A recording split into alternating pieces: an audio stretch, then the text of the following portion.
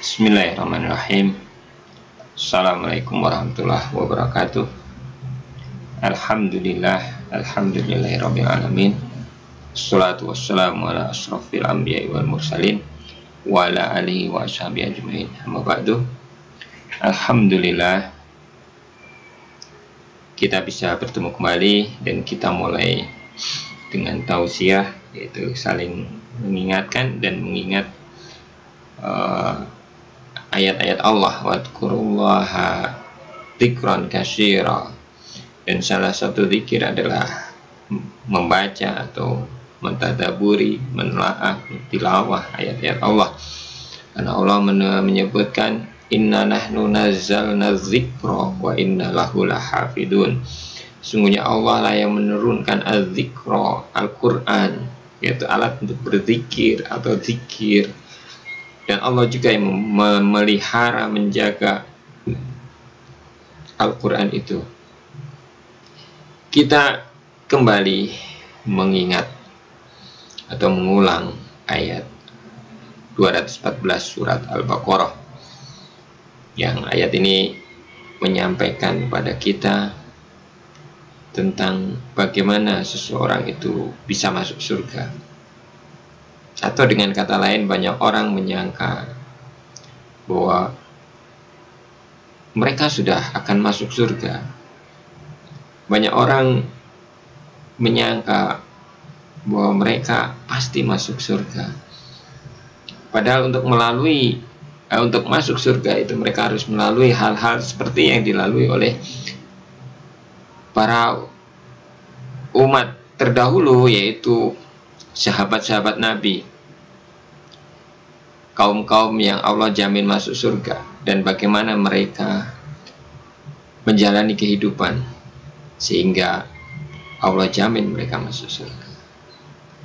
Kita baca kembali surat Al-Baqarah ayat 114. Silahkan disimak, kemudian nanti ditirukan ya setelah ini.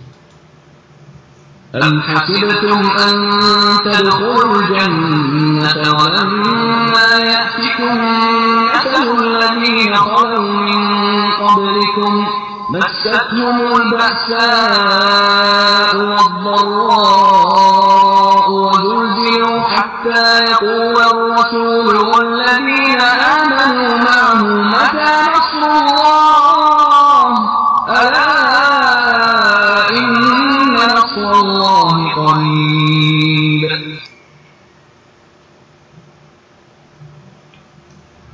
Am hasibtum an tadkhulul jannah. Apakah kamu mengira bahwa kamu akan masuk surga? Apakah kamu mengira bahwa kamu akan masuk surga? Padahal belum datang kepadamu cobaan sebagaimana hal orang-orang terdahulu sebelum kamu. Masathumul ba'sya'u, mereka ditimpa malapetaka dan kesengsaraan, serta diguncangkan dengan bermacam-macam cobaan, sehingga berkatalah Rasul dan orang-orang yang beriman bersamanya, mata nasrullah, mana pertolongan orang Allah itu, dan ingatlah pertolongan Allah itu dekat.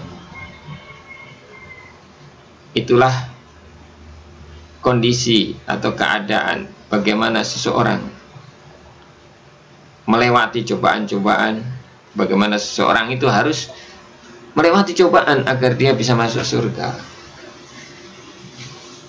Kita ulang kembali ayatnya. Am hasibtum an tadkhulul jannata wa lamma ya'tikum mathalul ladzina khalu min qablikum massatuhumul ba'sa'u wad-dharra'u wa zulzilu hatta yaqula ar-rasulu wal-ladzina amanu ma'ahu mata nasrullah ala inna nasrallahi qarib. Enak sekali didengarkan ayat ini, walaupun isinya motivasi yang sangat besar. Satu miniatur kecil kesuksesan surga adalah kesuksesan yang hakiki. Hakiki, udah jelas kesuksesan hakiki.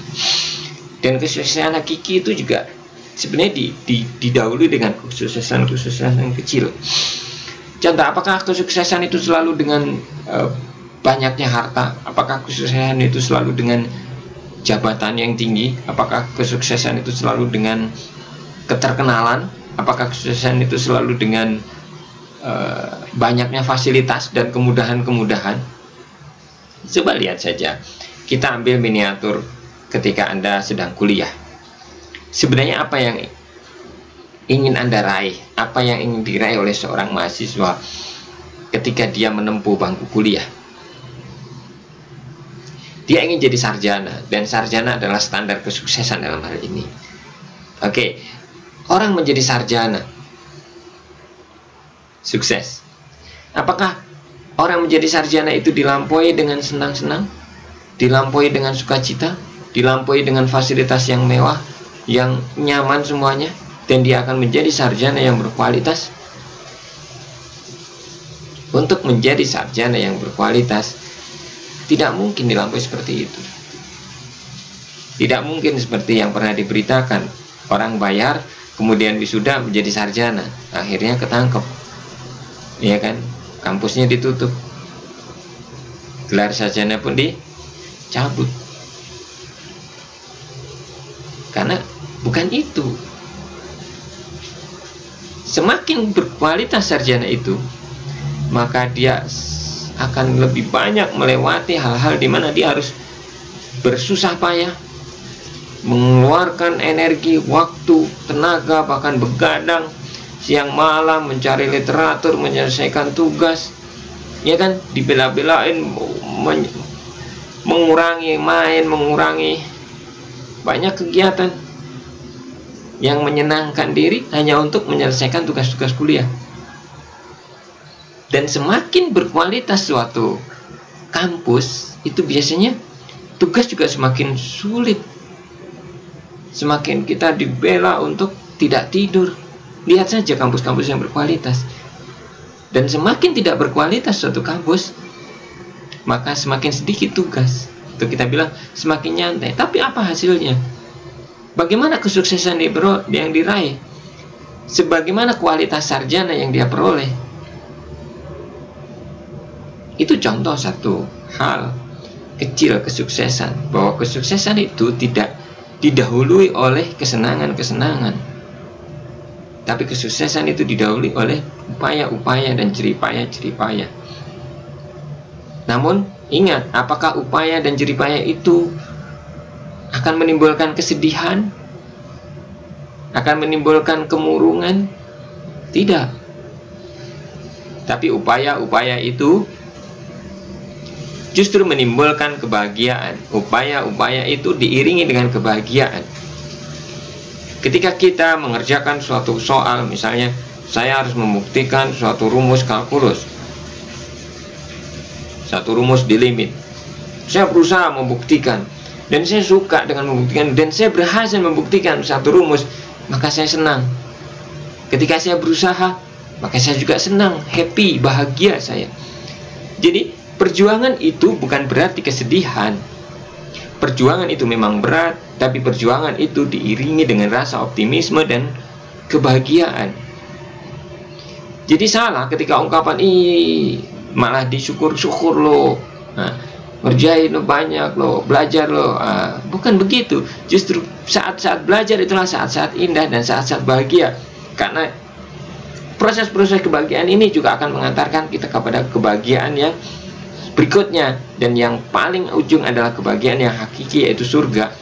Dan tentunya kebahagiaan hakiki tidak diperoleh dengan kesenangan-kesenangan duniawi.